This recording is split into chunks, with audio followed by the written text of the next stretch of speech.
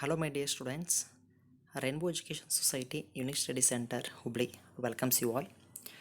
Today, I am doing this PPT to help your annual exams by selecting some of the most important questions on some of the chapters. Today, we will begin with the very first chapter, that is chemical reaction and equation. Here, there are some questions and answers of important in this chapter. So let's begin. The first one, question number one: how do you observe a chemical reaction happening? Here, the chemical reaction happening can be identified by the change. If any state change means solid to liquid, liquid to gas, status are changed, means it is understood that chemical reactions are undergo. Otherwise, if the change in color, if any color change, means it's also undergo the chemical reaction happening.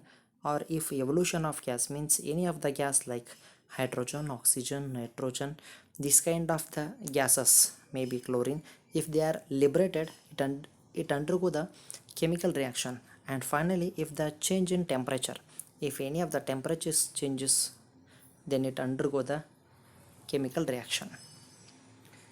Second one, what happens when metal reacts with oxygen? Any of the metal, when reacts with the oxygen, it's going to give corresponding metal oxide. For example, when magnesium reacts with the oxygen, it gives magnesium oxide. Similarly, when aluminum reacts with the oxygen, it's going to give aluminum oxide. Similarly, when potassium reacts with the oxygen, it gives potassium oxide.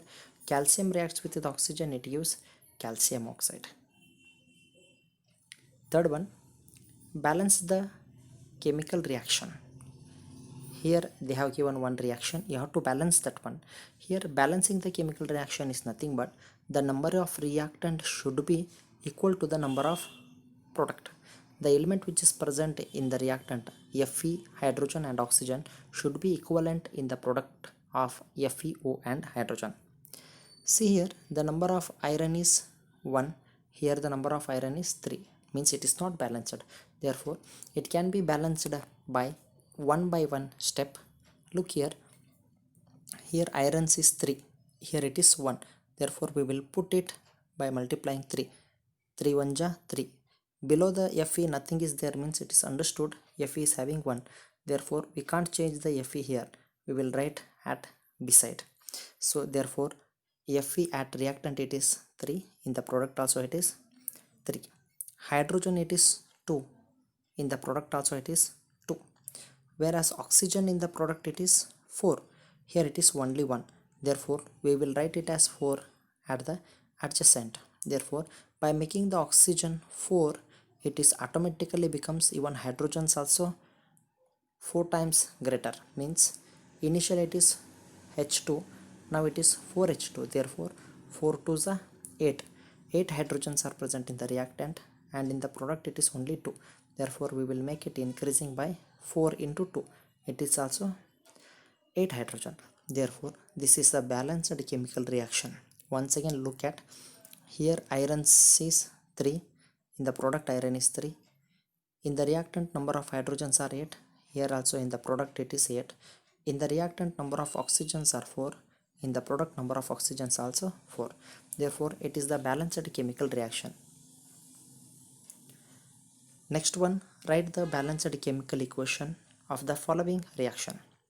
Look at the first one. They have given the sentence and you have to write that equation and balance it properly. First one, hydrogen when combines with the chlorine, it gives hydrogen chloride. While writing the hydrogen, we have written hydrogen as H2 because hydrogen, chlorine and some of the oxygens, nitrogen, all are the gaseous compound. They never exist in the form of H. They exist in the form of diatoms. Therefore, you have to write the 2, H2, Cl2, Br2, N2O2 like that. Therefore, hydrogen and chlorine are the gaseous compound. That's why we have to write H2 and Cl2. It gives HCl, hydrochloride. By writing 2, it is balanced chemical reaction. Similarly, second one, barium chloride means BaCl2 when reacts with the aluminum sulfate means Al2SO4 thrice, it gives barium sulfate means BaSO4 and aluminum chloride means AlCl3. This is also the balanced chemical reaction. Third one, when sodium reacts with oxygen, means sodium means Na reacts with the water, it gives sodium hydroxide and hydrogen gas is liberated. NaOH means sodium hydroxide, hydrogen gas is liberating. Look here, number of sodium here it is 2. Here also number of sodium it is 2. And number of hydrogen it is 4. Here it is 2 hydrogens, and in NaOH it is 2 hydrogen, therefore totally 4. And the number of oxygens are 2. Here also number of oxygens are 2. Therefore it is balanced chemical reaction. From here it is most important, just concentrate on the definition and examples. What is a combination reaction? Give example. Look here, the reactant in which single product is formed from two or more reactant is known as combination reaction. As the name says, combination is nothing but here in the reactant two molecules are there, and in the product it is only one is there. So it means that when the two reactants are combined to give a single product, then it is called as combination reaction. Here heat is not the product, heat is only the energy, therefore it is an example for combination reaction. Sometime they also ask you write the chemical formula of quicklime CaO and calcium hydroxide, this is called as slacked lime. Sometime it will be asked for 1 mark, write the chemical formula of slacked lime. Next one, what is decomposition reaction? Give example. Decomposition, as the name says, here a reaction in which a single reactant break down to give simple product, means more than one product is formed. This reaction is called as decomposition. Can you see here, in the reactant calcium carbonate it is 1, in the product it is more than 1, means 2 molecules are there. So single reactant is going to give the more than one product, then it's called as decomposition reaction. Along with this one, you should remember the general name of CaCO3. Calcium carbonate is called as limestone, and calcium oxide is called as quicklime. It will be asked for 1 marks, quicklime and limestone.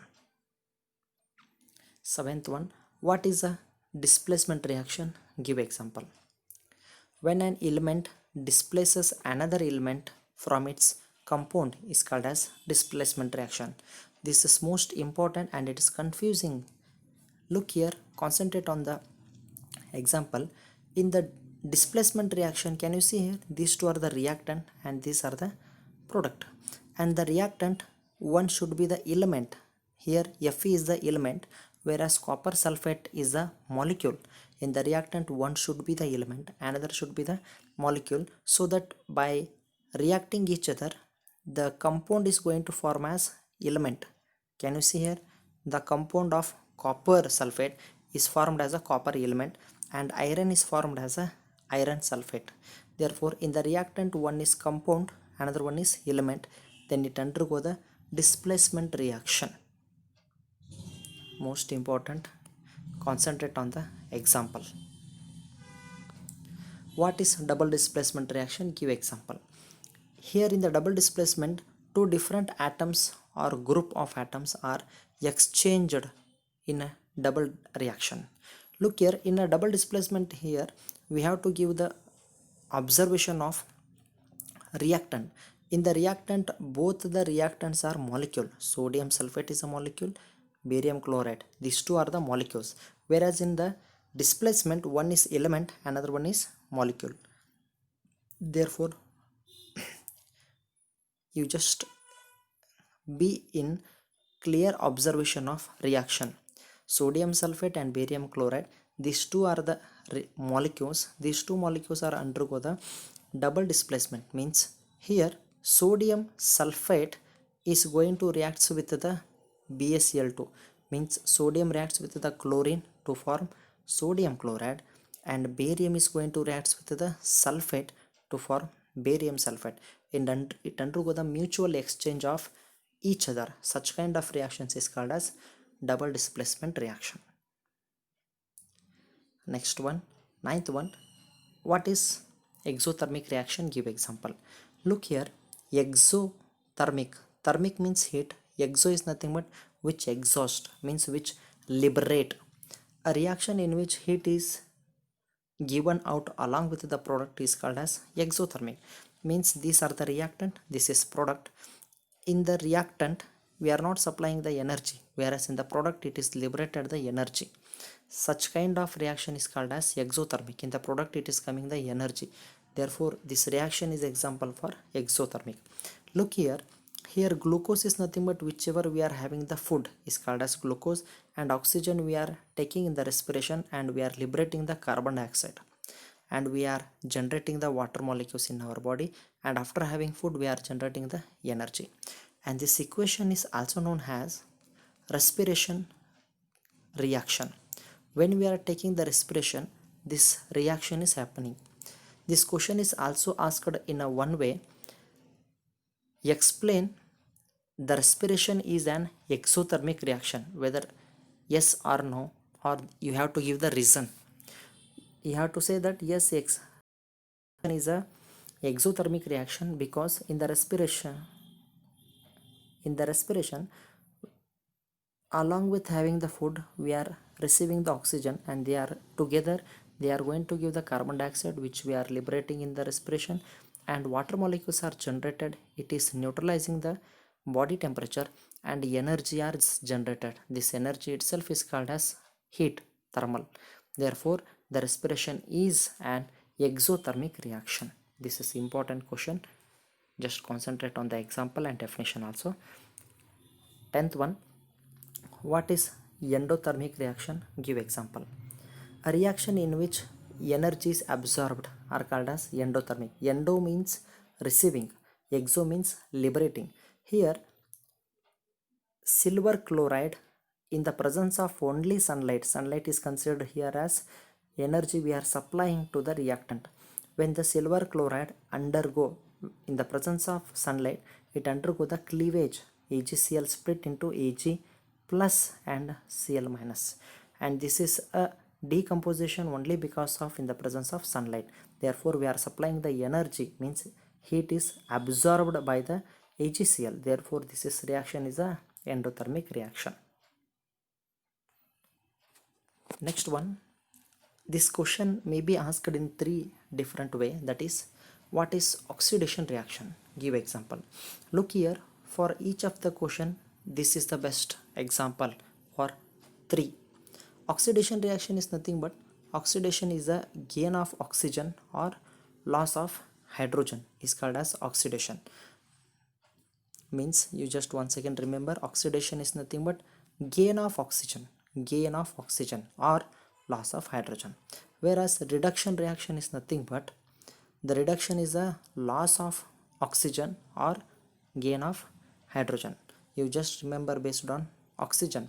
If oxygen is gained means it is oxidation, if oxygen lost means it is reduction. If a reaction in which one reactant get oxidized while the other gets reduced, such kind of reactions is called as oxidation reduction reaction. Generally it is called as redox reaction. Redox reaction is nothing but a general reaction undergo both oxidation and reduction. Such kind of reactions is called as redox reaction. Can you see here in the example, copper oxide in the reactant, it is converted as copper. Means in the reactant copper is having oxygen, in the product oxygen is removed. If the oxygen is removed means loss of oxygen is called as reduction. Can you see here, it is reduction. In the reactant hydrogen is there, in the product hydrogen is combines with the oxygen, it means hydrogen is received the oxygen, therefore it is called as oxidation.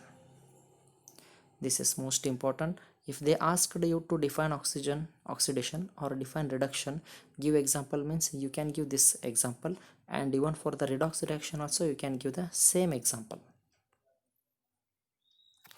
What is corrosion? Give example. Look here, a corrosion is nothing but when a metal attack a substance around it, such as moisture, acids, etc. It's said to be corrode. This process is called as corrosion. Commonly the corrosion is nothing but we heard that metal is undergo the rusting of metal in the presence of water or atmosphere. That rusting is in a chemically or in a scientific way the rusting of iron itself is called as corrosion. So corrosion can be prevented or it is happened by observing the black coating on silver metal and the green coating on copper metal. This indicates that copper is corroded. Similarly, silver is undergo corrosion by the black coating. Last one, what is rancidity?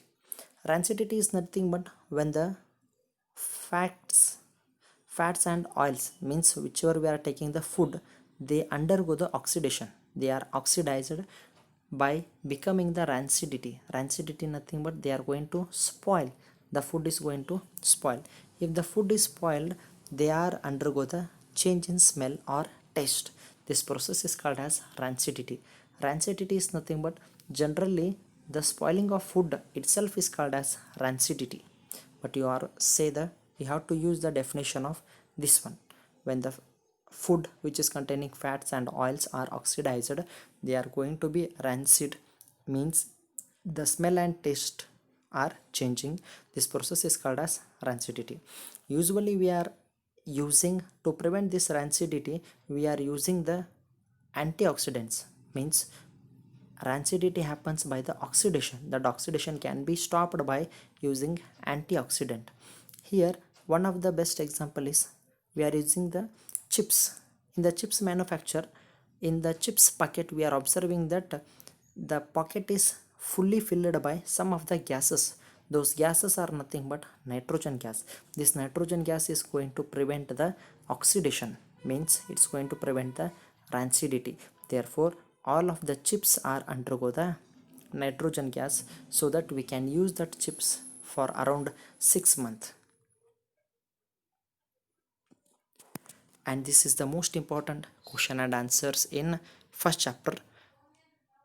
Be concentrate on the important concepts of each chapter. Later you can discuss about the applied questions, and I wish you a very all the best for your annual exams.